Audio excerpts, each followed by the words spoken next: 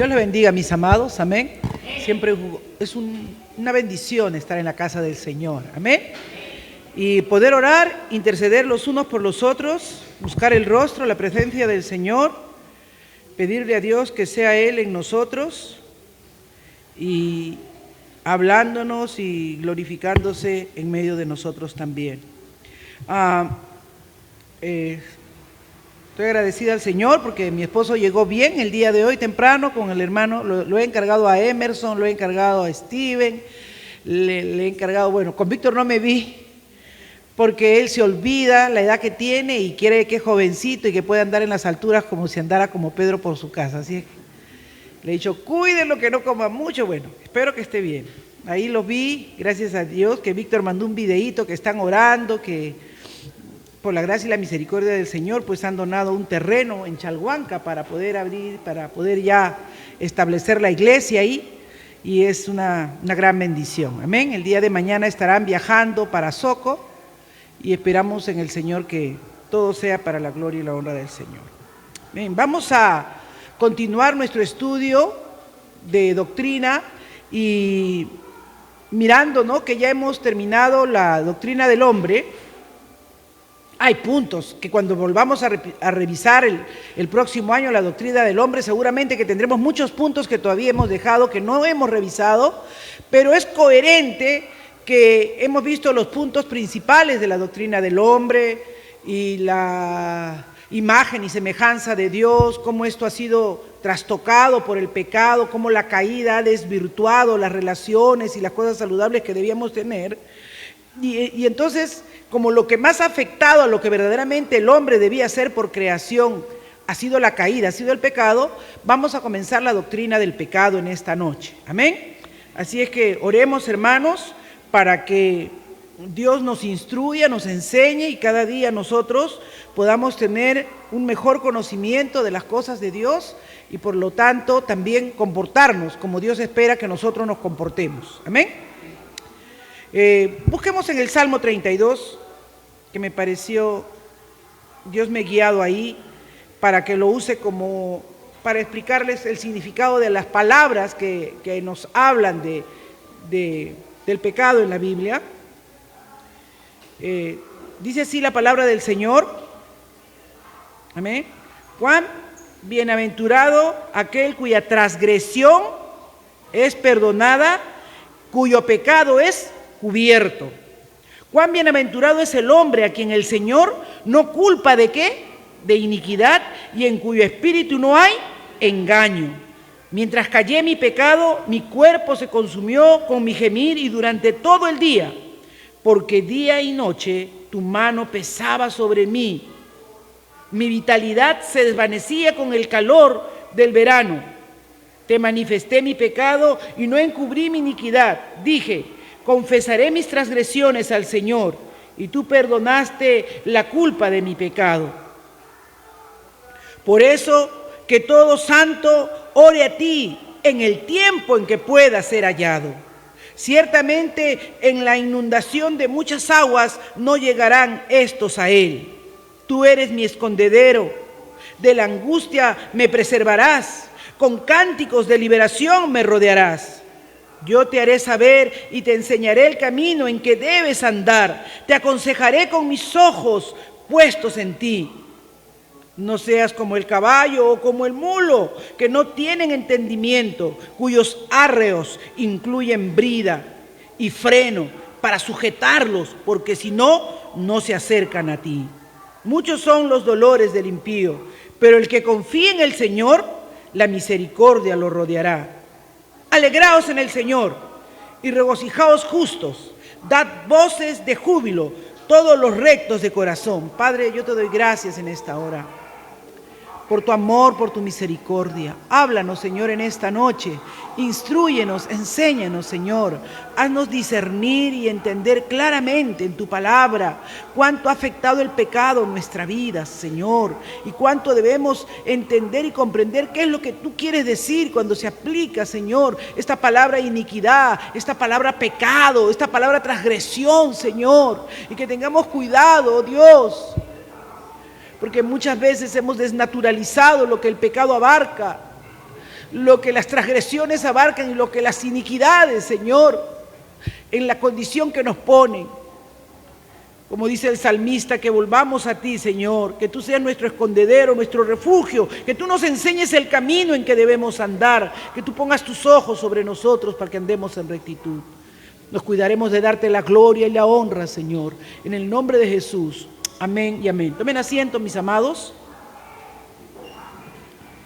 Y en la lectura hemos visto 3 palabras que van a determinar, ¿verdad?, lo que el pecado hace. Recuerden que Adán cometió un pecado. ¿Su pecado fue de mentir? ¿De qué fue su pecado de Adán? Eso lo vamos a ver en esta noche. Porque nosotros hemos heredado, ¿verdad?, la culpa de Adán. Nosotros hemos heredado ese pecado de Adán. Así que vamos a usar las bases bíblicas para entender, para tener una dimensión clara de cómo el pecado afectó a la raza humana. ¿Puede sentarse la hermanita? Gracias.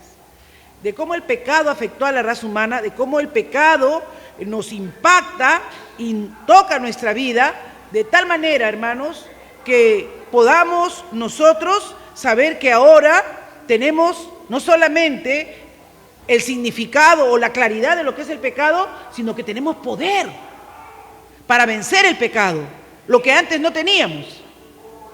Antes eran tan fuertes y nosotros tan débiles humanamente, porque ya estamos viendo, ¿verdad? ¿Se acuerdan que hemos estado estudiando en estos días? Dios nos ha estado hablando. ¿De qué nos ha estado hablando? Del nuevo nacimiento, que no es de voluntad de carne, que no es de voluntad de varón, sino que es de voluntad de Dios y que es en el poder del Espíritu Santo. ¿Qué dijo el Señor cuando le hablaba del arrepentimiento a los que venían a bautizarse en bautismo de Juan el Bautista? Viene uno, decía, viene uno tras mí, ese, ¿no es cierto?, le bautizará con el Espíritu Santo y fuego. ¿Por qué decía fuego? Porque el fuego purifica, el fuego quita la escoria de nuestra vida. Cuando nosotros queremos tomar agua sin contaminación, ¿qué hacemos? Que hierva, ¿no es cierto? Y para que hierva, ¿qué necesitamos? Fuego. Fuego. El oro no aparece en las minas, en las rocas de las minas, puro, sino mezclado con otros metales. Y para que sea puro, para que tenga el valor que tiene, ¿qué cosa hacen los orfebres? Fuego, ¿no? Dice 7 veces es refinado. La primera horneada derriten todos los metales y lo comienzan a pasar por unas coladeras, ¿no? Lo comienzan a pasar por unas coladeras. Y lo que no es oro se desprende, ¿no? Se desprende, las piedritas, las arenillas, ¿no? Las otras malequitas que pueden haber estado pegadas al oro, y lo purifica, ¿no? Entonces, el Señor, ¿qué nos estaba diciendo ahí? Que el Espíritu Santo tenía poder purificador para nuestra vida, que iba a ser como un fuego que al venir a nuestra vida nos iba a ir liberando, nos iba a ir limpiando. Así es que el pecado, entonces en la Biblia, ¿verdad?, lo vamos a encontrar de una manera en que explica cómo ha sido esa transgresión, esa rebelión, ¿no?, ese no hacer lo que Dios quería. ¿Y qué significa pecado? ¿Qué es lo que significa? Y a mí me pareció muy interesante, hermanos, porque lo que les voy a explicar no está en el libro de teología que estamos siguiendo. Lo he tomado de ese programa que siempre yo veo mis bosquejos de las epístolas o los pequeños resúmenes cuando hago mis lecturas bíblicas. Lo veo en Biblia Project, porque Biblia Project tiene un programita donde con dibujos, y esto te va explicando, ¿no? Dice, esto fue Tito, lo escribió en tal tiempo, y a mí me ubica bien rápido en el contexto. Y entonces, antes de entrar a seguir todos los puntos doctrinales que contiene el pecado, sus efectos, sus consecuencias, y hacer toda la demostración bíblica, el Espíritu Santo me puso eso en mi corazón, de que debíamos entender cada palabra. Hay 3 palabras en la Biblia, en hebreo y en griego, que reflejan lo que es el pecado, lo que Dios quiere hablarnos cuando nos habla de pecado. La palabra pecado, transgresión e iniquidad. Y estas palabras nos muestran la perspectiva bíblica, cómo la Biblia entiende que han sido nuestra conducta humana, en oposición totalmente contraria a lo que Dios esperaba de nosotros. Cómo perdimos ser humanos, verdaderos humanos, y nos volvimos en estos pseudos humanos que somos o éramos hasta antes de recibir a Cristo como nuestro Señor y Salvador. Porque recuerden que cuando vimos al hombre, Dios lo hizo como a su imagen y semejanza. Muy bien. O sea, nosotros no debemos esperar otra imagen en nosotros que la imagen y semejanza de Dios. Pero si somos honestos, eso no se ve así nomás. No se ve. Y cuando se comienza a ver, nos vemos como raros.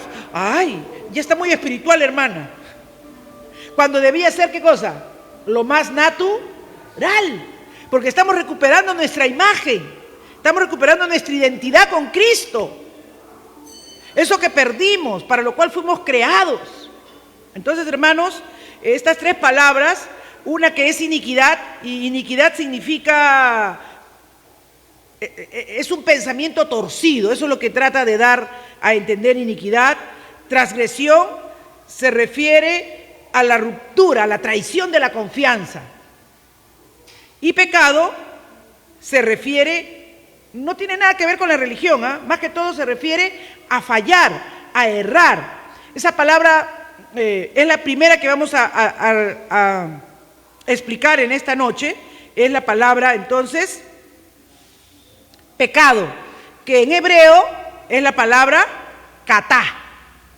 Katá, ¿ya? Y esto es bien importante, hermanos. Déjenme que me ponga mi otro lente para ver mis notas.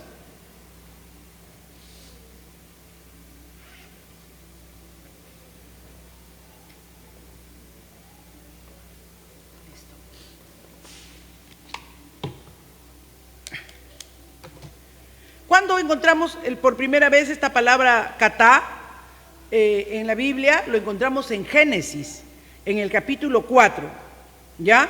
Pero también una forma de explicar muy bien está en el libro de Proverbios, en el capítulo 4, cuando dice que el que hace katá en sus caminos, entonces no sabrá por dónde dirigirse. Katá significa fallar, errar, ¿no? Estaba mirando ahí en el libro de Génesis, cuando habla de este grupo de Benjamín, que dice que déjame ver mis notas.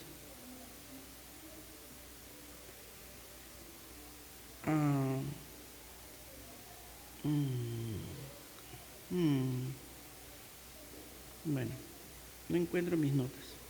En Jueces encontramos también la palabra katá y jamartía. Jueces 20:16. Vamos a ver. También está en el Salmo 32 que hemos leído, pero para lo que me interesa explicar,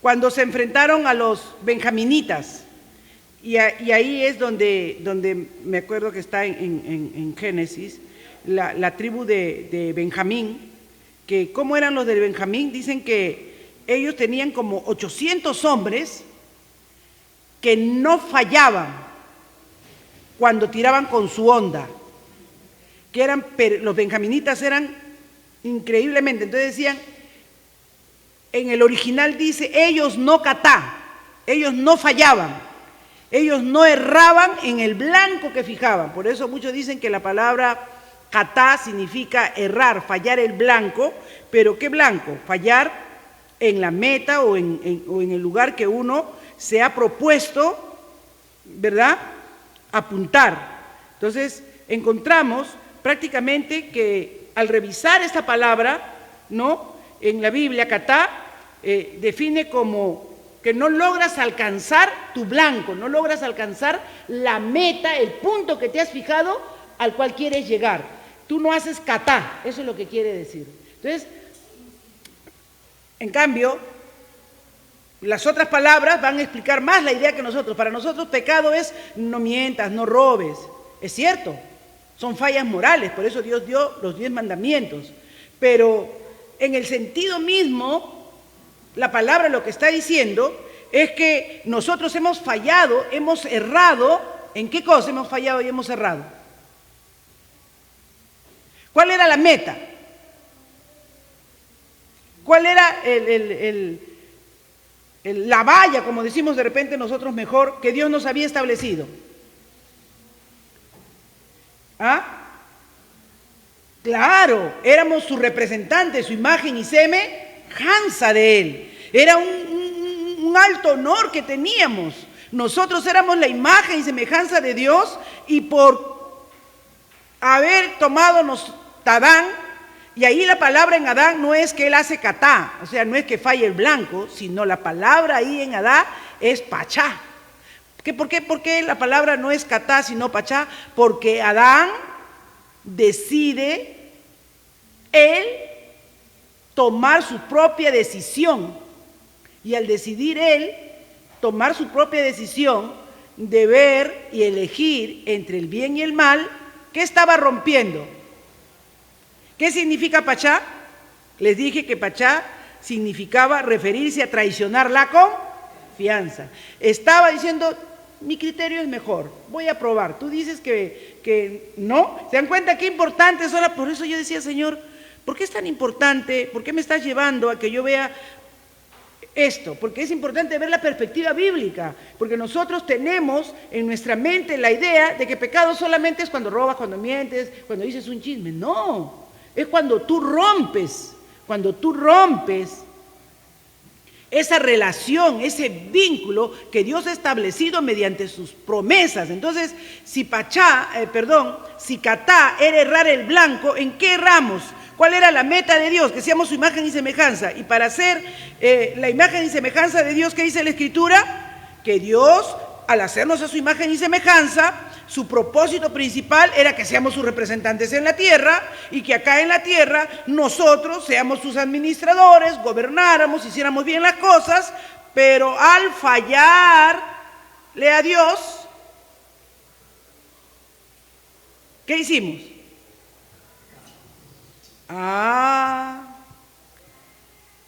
Dejamos de amarlo y honrarlo, quebrantamos sus mandamientos, donde Él había establecido todas sus leyes morales, por las cuales nosotros fallamos el propósito de Dios, ya no lo representamos. Ahora más bien hemos transgredido, y al fallarle a Dios, también le fallamos al prójimo.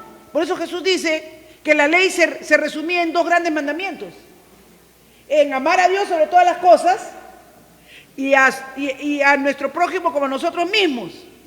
Y al nosotros fallar en el blanco, quebrantamos la razón de ser de nosotros, que era ser personas que vivieran conforme a la voluntad de Dios para representarlo, para poder adorarlo y glorificarlo.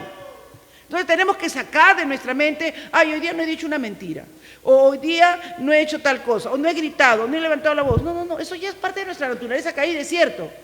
Pero para volver al orden y entender que ya no seamos transgredores ni pecadores, tenemos que volver al orden de decir, Señor, tu sangre me ha limpiado, y por medio de Jesucristo tú me has reconciliado, y mi mente debe estar en llegar a agradarte y cumplir el propósito, la meta que tú has establecido para mi vida, que es que yo ande como es digno de tu llamado, de tu vocación, para lo cual tú me estableciste en esta tierra.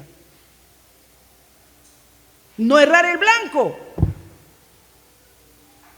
Por eso dice, por ello, la primera que Dios le da a los que serían su pueblo, ¿no? Cuando dice, tú serás mi pueblo, yo haré pacto contigo, yo haré pachá contigo, ¿no? O sea, yo voy a hacer un compromiso contigo, yo voy a depositar mi confianza en ti, te voy a decir cómo debes conducirte, porque como el pecado, después de Adán, el pecado ya entró todo, ¿no? Miren la oración que hemos leído en el Salmo 32, vuelvan a leerla y miren, dice, que tenganlo en la mente para que sepan las palabras que se cruzan ahí.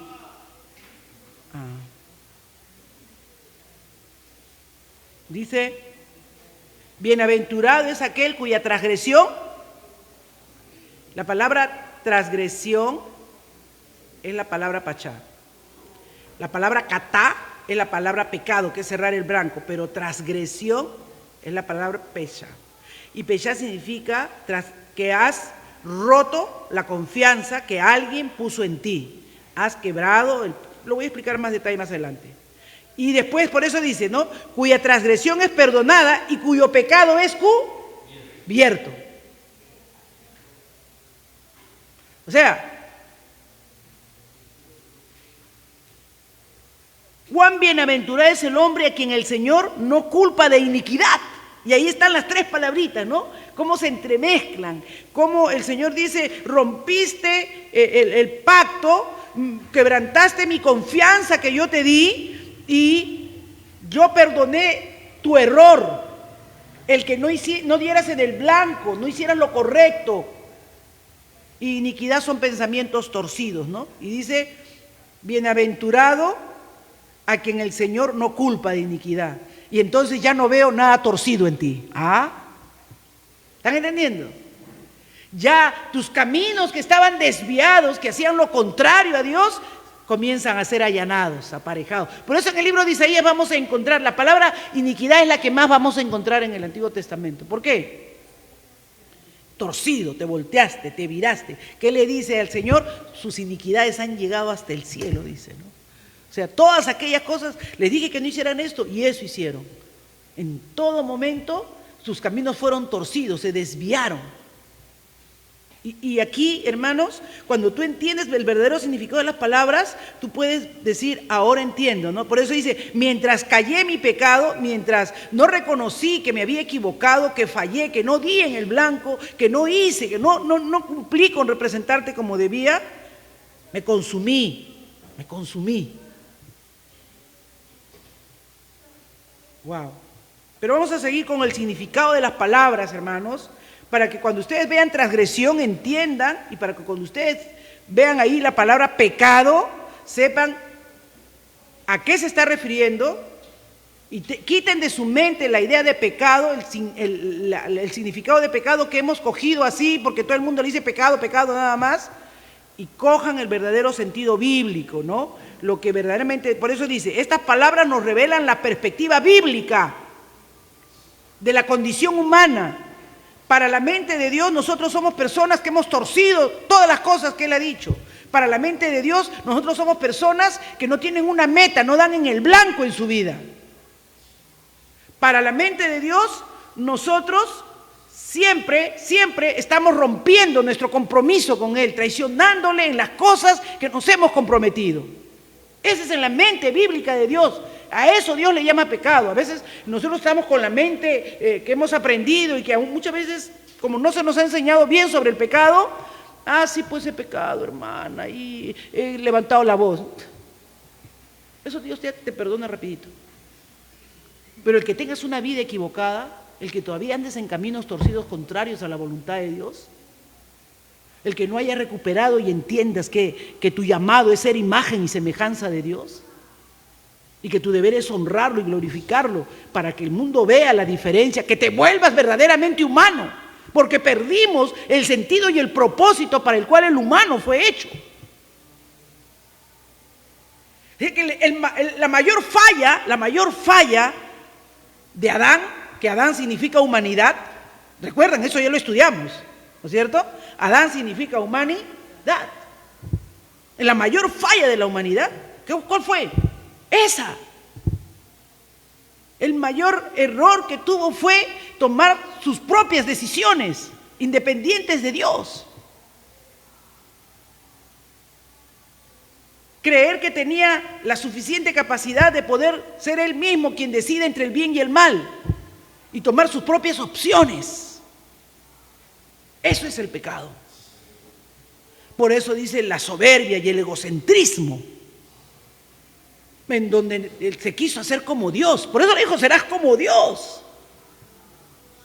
Y ahí viene lo que Dios carga, que el hombre pierde la meta. Por eso es falla. Ese es falla. Falla el blanco certero. No tengo esa capacidad que quisiera tener, pero que el Espíritu Santo les ayude en esta noche, hermanos, a que el llamado de Dios, mientras estudiemos la doctrina del pecado, es que en todo momento recuperemos la verdadera humanidad que Dios hizo, al verdadero humano que Dios hizo. Y tenemos un ejemplo, se llama Jesucristo. Eso éramos por creación, si el pecado no nos hubiera golpeado, si el pecado no hubiera torcido nuestros caminos, si el pecado no hubiera hecho, ¿verdad?, que rompiéramos los pactos con Dios, que perdiéramos la brújula en el camino. Y dos cosas para Dios eran importantes. Ustedes dan cuenta que en los 10 mandamientos encontramos primero lo que debíamos hacer para con Dios y luego para con nuestro prójimo. Y en ambos casos hacemos catá con Dios, ¿verdad? Erramos el blanco con Dios y tiene consecuencias. Al errar el blanco con Dios, también nos hace errar el blanco con nuestro prójimo. Así que el pecado incluye no solo acciones individuales tales como robar o mentir o matar, ¿no es cierto? Sino ¿qué cosa?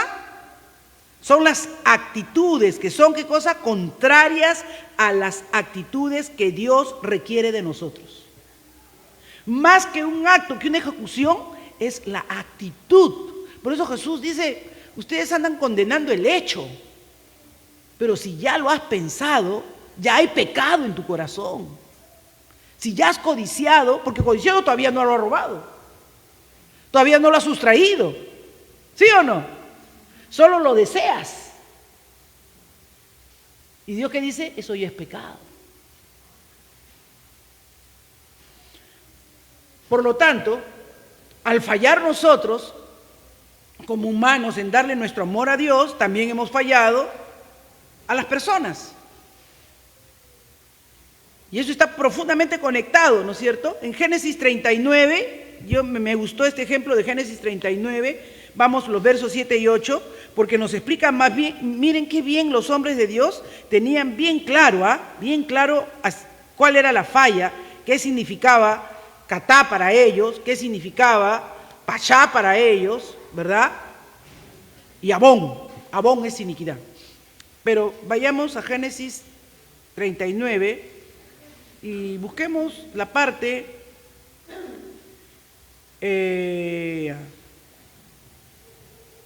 versos 7, 8 y 9, ¿ya?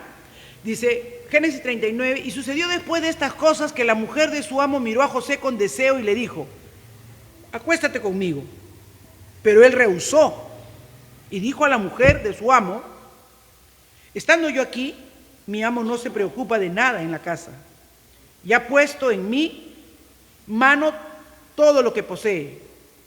No hay nadie más grande que yo en esta casa y nada me ha rehusado excepto a ti, pues tú eres su mujer. Él pregunta entonces, ¿cómo entonces iba yo a hacer tan gran maldad y pecar contra Dios?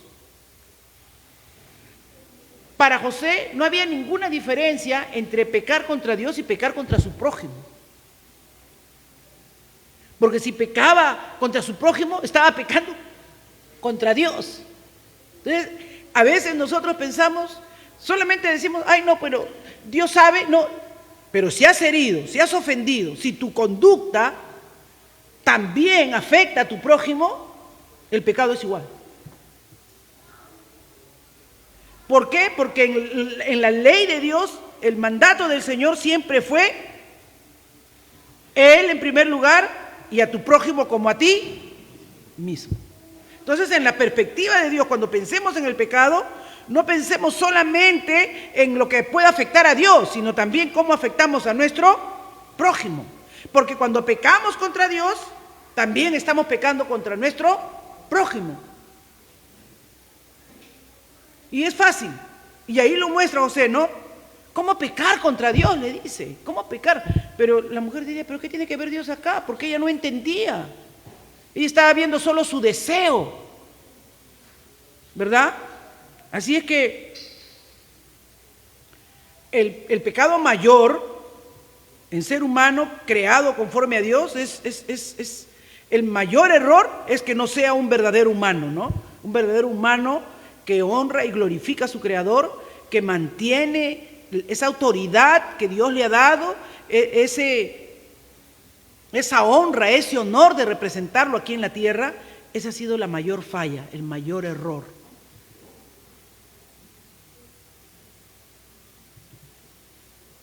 Lo más terrible para la mayoría de los humanos, ¿saben qué pasa? Que no están conscientes de esto. Eso fue lo que más me impresionó mientras estudiaba esta tarde. Y creen que están haciendo bien, siguiendo sus propios caprichos. Creen. Y ahí traté de ver ese ejemplo, ¿no?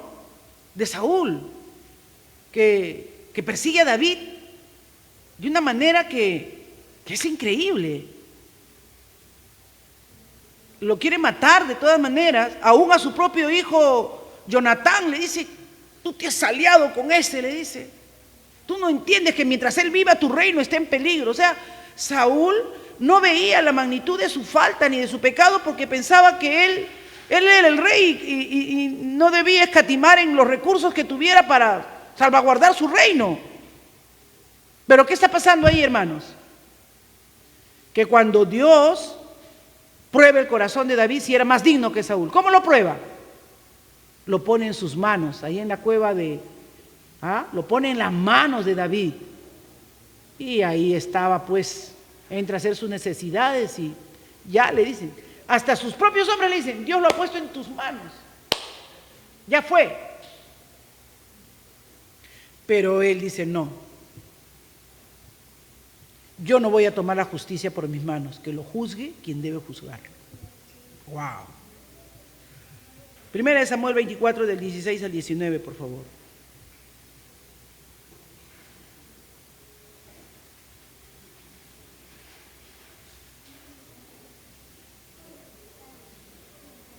Y sucedió que cuando David acabó de decir a Saúl estas palabras, Saúl dijo, esta tu voz, David, hijo mío.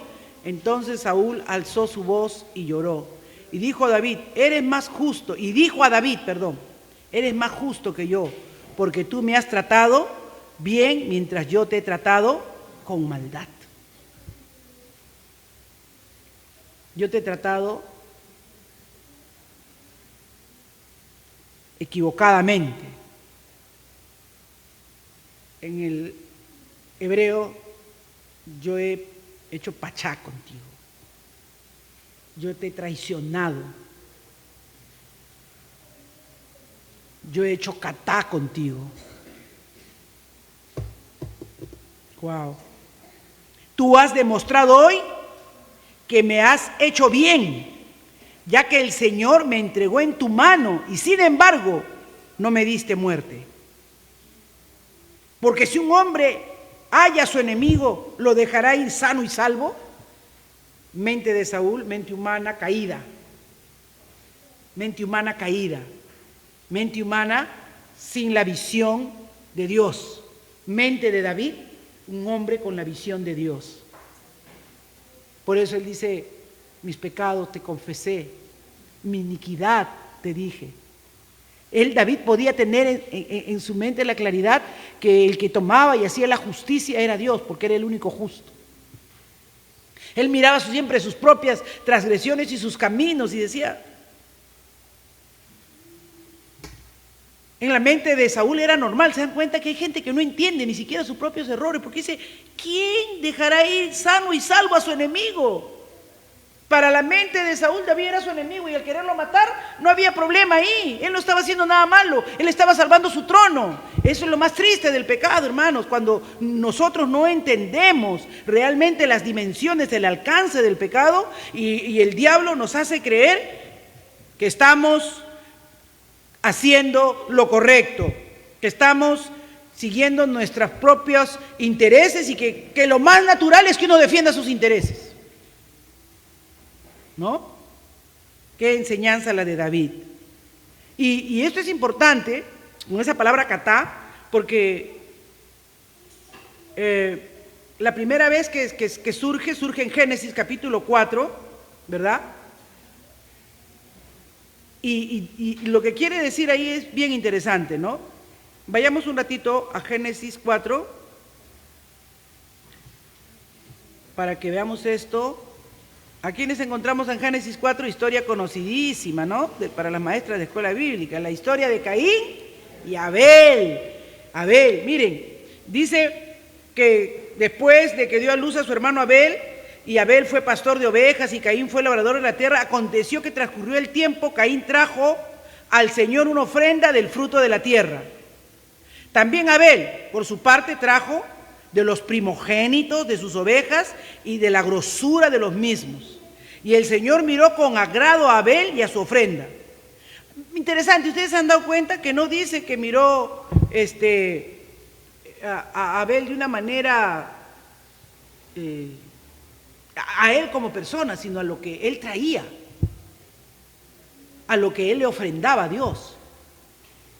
No es en nada de lo personal de uno o de otro, sino es en la expresión, en las acciones que ellos realizan a favor de Dios. Y dice que a él le agradó la grosura de los mismos, porque él trajo de los primogénitos y miró con agrado a Abel y a su ofrenda, pero a Caín y su ofrenda no miró con agrado.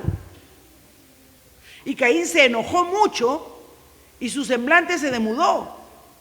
Y a mí me interesa ver esto, hermanos, y esto espero el Espíritu Santo les dé la misma claridad que me dio a mí. Entonces el Señor dijo a Caín, ¿por qué estás enojado? ¿Y por qué se ha demudado tu semblante? Si haces bien, ¿no serás aceptado? Y si no haces bien, el Katá yace a la puerta y te codicia, pero tú debes dominarlo. Yo tengo la versión, la Biblia de las Américas, por si acaso, para los que tienen la Reina Valera, que dice, y el pecado está a las puertas, pero dice que el pecado te acecha. Entonces, ¿cómo muestra el pecado aquí? Muestra como un monstruo salvaje, horrible, que quiere destruirlo. Y aquí todavía no había matado a Abel. Acá todavía no había matado a Abel. Acá le está diciendo, el pecado está ahí, tú debes dominarlo, debes controlarlo. ¿Por qué te enojas? Si haces bien, el enojo es porque tú sabes que no has hecho bien. No sabemos qué habría habido en la ofrenda, cómo habría sido la ofrenda. No sé si habrían sido los mejores frutos, los más grandes. No sé si no lo habría traído con gozo, con alegría de corazón, porque recuerden que cuando vemos en el Nuevo Testamento lo que se trae a Dios hay que traerlo con gozo, con alegría de corazón. Amén, hermanos. Dios no necesita nada de nosotros. Nosotros le ofrendamos o le traemos cualquier cosa a Dios porque debe ser hecho con un corazón genuino, un corazón sincero, con un corazón generoso, dador, ¿no? Pero le dice, el katá, el pecado está ahí al acecho tuyo. Él te quiere devorar, te quiere destruir, pero tú debes dominarlo. Entonces, ¿por qué son los seres humanos tan malos jueces entre el fracaso y el éxito moral que tiene, entre el bien y el mal? Cuando Adán quiso tomar la decisión, decidió mal. Y ahora también Caín le dice, tu enojo no tiene sentido. Y en vez de reaccionar, enfrenta esa decisión similar como lo hizo Adán en un primer momento de una manera equivocada. Actúa con celo, actúa envidioso. de que Dios hubiera favorecido a su hermano. ¿Y qué hace? Lo mata. El Catá está a la puerta de todos nosotros, amados hermanos. Miremos en nuestro corazón cómo respondemos al pecado. Ya no estamos solos ni estamos huérfanos. Y el Espíritu de Dios está en nosotros. ¿Qué hablamos al comenzar? Que Dios nos ha dado espíritu de poder. Tenemos al Señor para recurrir a Él, para pedir que nos ayude, que nos auxilie. En el momento que nuestra naturaleza pecaminosa quiere tomar el control, porque el pecado está al acecho, Él quiere devorarnos, Él quiere esclavizarnos. Así es que la Biblia intenta decirnos que todos los actos fallidos que encontramos en las historias de la Biblia son para revelarnos cómo hemos fallado en nuestra tendencia cuando tomamos decisiones, hermanos. Cómo nos engañamos a nosotros mismos y nos justificamos. ¿Sí o no? Y no vemos el error donde está. Y nuestra tendencia es engañarnos a nosotros mismos. Llegamos a lo más profundo del ser humano, ¿no? Dice, está anclado en nuestros deseos, en esos impulsos egoístas. Ay, uno dice, no, si Dios a mí me hubiera dicho que yo estaba actuando mal, yo reaccionaría. No, hermanos, no seríamos... ¿Acaso no nos habla lo mismo en su palabra? ¿Y cómo reaccionamos? ¿Cambiamos? Dios nos está diciendo en esta noche, el Catá está a la puerta, cuidado. Equivocarte, fallar está a la puerta. No tener éxito en las cosas que estás emprendiendo está a la puerta porque estás torciendo tus caminos. Pues no te estás sujetando a lo que Dios ha establecido en su palabra. Que Dios nos ayude, hermanos. Porque miren, primero nos ha estado hablando toda la semana pasada el Señor en su palabra sobre el nuevo nacimiento. Tienes que nacer de nuevo. Necesitas nacer del agua y del Espíritu, la limpieza de la palabra y el poder del Espíritu Santo. Ahora el Señor me llevó directo a estudiar la doctrina del pecado. Y no lo entendía y lo estoy entendiendo mejor ahora mientras les comparto la enseñanza. Pero Dios no habla en vano, hermanos. Amén. Dios nos advierte, le advirtió a Caín y nos advierte a nosotros. Lo terrible es que eso le dice en el verso anterior y en el siguiente él lo llama a su hermano, lo lleva al bosque y lo mata. Cuidado que el Catá está a la puerta. Dice que está anclado en nuestros deseos más profundos y actúa siempre para nuestro propio beneficio y aún a costa de otros. Cuidado, hermanos, con lo que hacemos, con lo que decimos, con lo que pensamos, con lo que sentimos, con lo que codiciamos, con lo que deseamos. Primero Dios, después nuestro prójimo. Así que esto hace que nuestras relaciones verdaderamente sean frágiles, que se rompan con facilidad, ¿no? Y en el Nuevo Testamento Pablo pues es un maestro, lo llama en el griego, no se llama Catá, es en hebreo que se llama Catá, pero es en el griego, se llama Hamartía. Por eso algunos dicen la teología de la Hamartía, ¿no? Por si acaso, así como les dije que la antropología era del hombre, y la hamartía es, porque en el griego hamartía es eso, errar el blanco también, tiene el mismo significado que Catá en el Antiguo Testamento. ¿Cómo lo describe? Romanos 7, 14, 18, el clásico pasaje donde podemos entender mejor, ¿no? Dice Pablo en Romanos, déjame mirar, 7.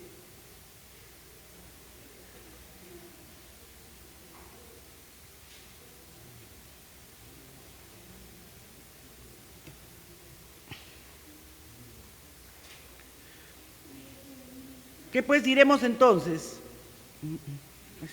Espérense. El 14. Porque sabemos que la ley es espiritual, pero yo soy ¿cómo? ¿Cómo somos nosotros?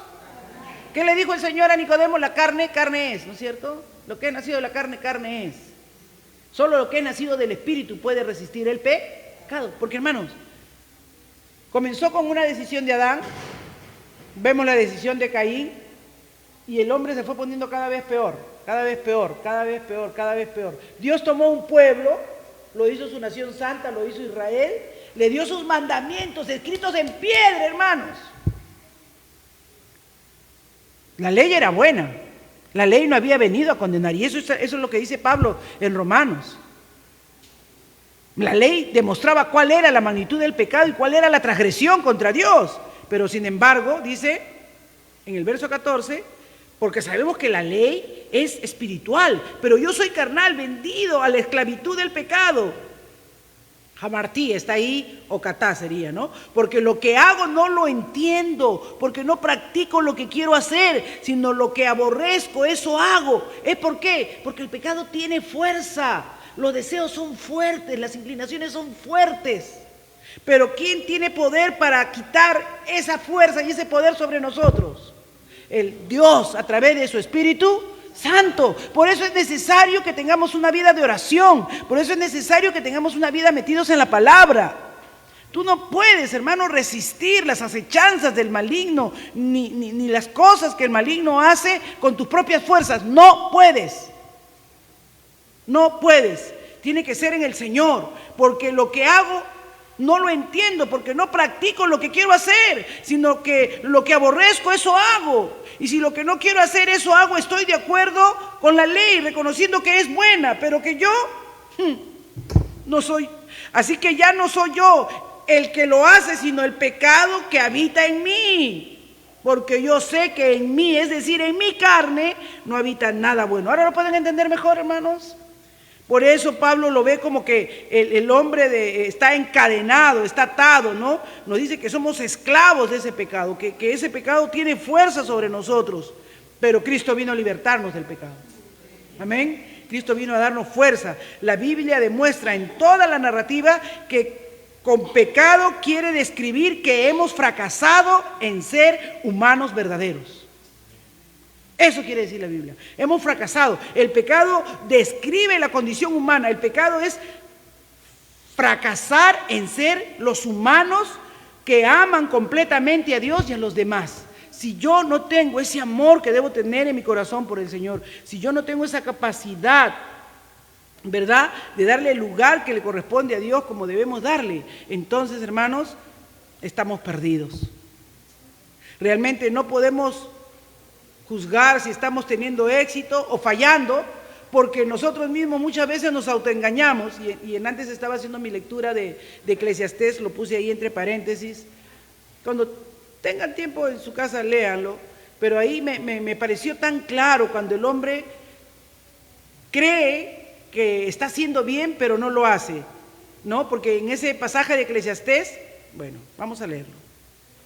Para explicarles por qué lo puse como referencia para mí.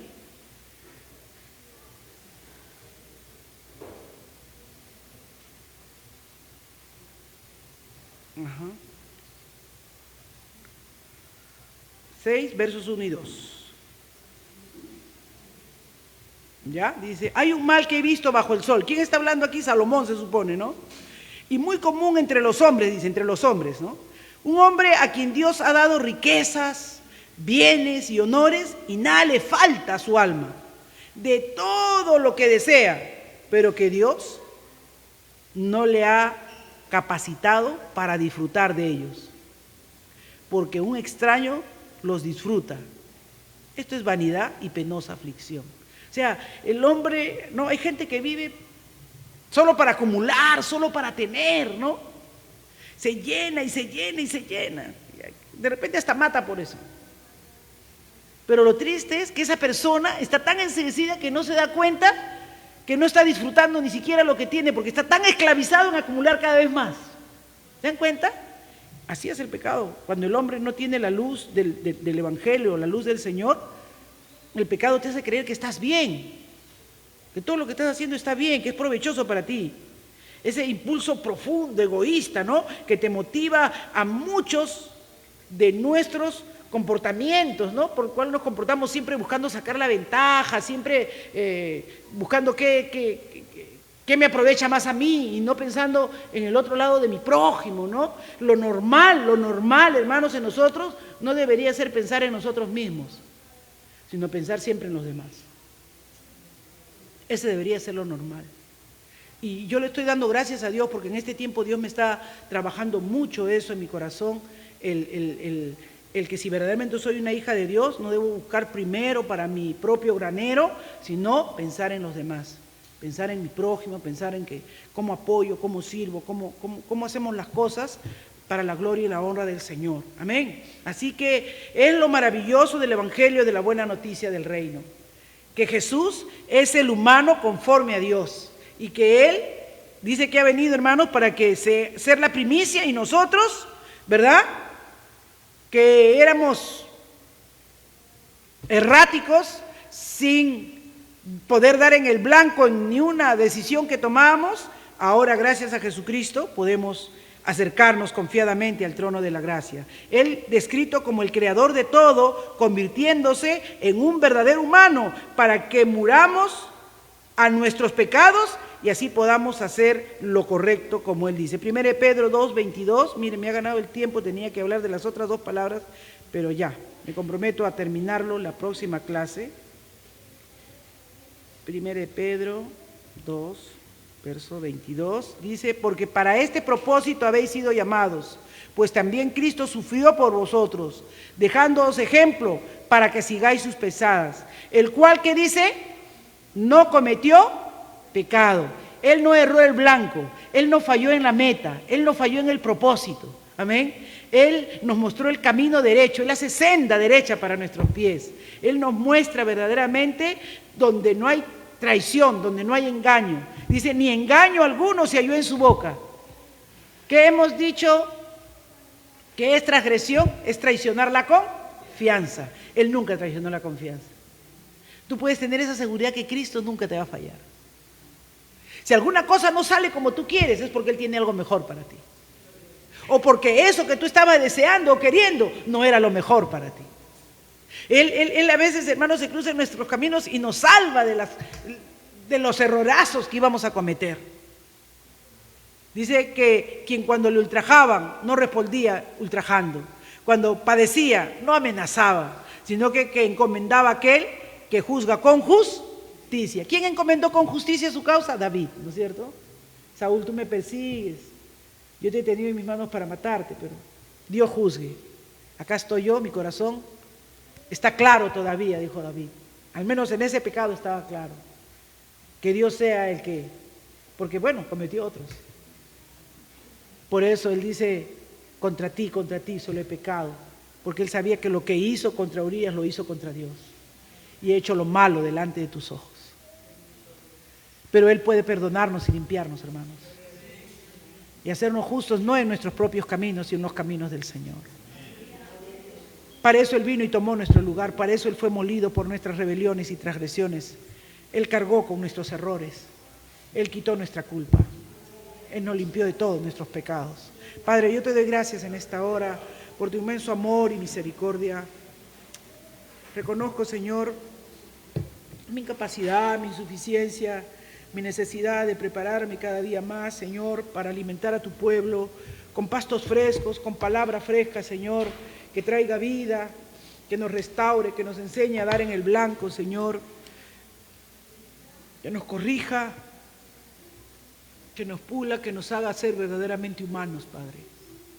Que esa verdadera humanidad se revele y se muestre en nosotros, para la cual fuimos creados, Señor, para la cual fuimos hechos tus hijos, Padre.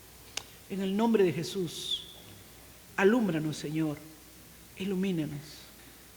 Quita toda culpa, toda falta, todo pecado, porque tú eres nuestro Dios.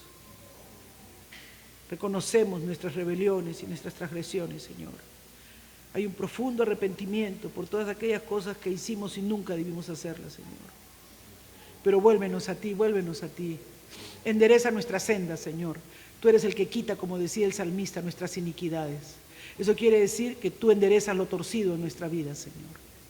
Gracias, Jesús. Amén, amén. Dios le bendiga, mis amados. Sigan orando por los hermanos que están de viaje, nuestro hermano Víctor, el pastor, nuestro hermano Emerson, nuestro hermano Steven Saiperé, que están allá en Chalhuanca y mañana viajan a Soco. Amén. Gloria al Señor. Voy a dejar por aquí a mi hermano Héctor Chávez, que tiene las ofrendas.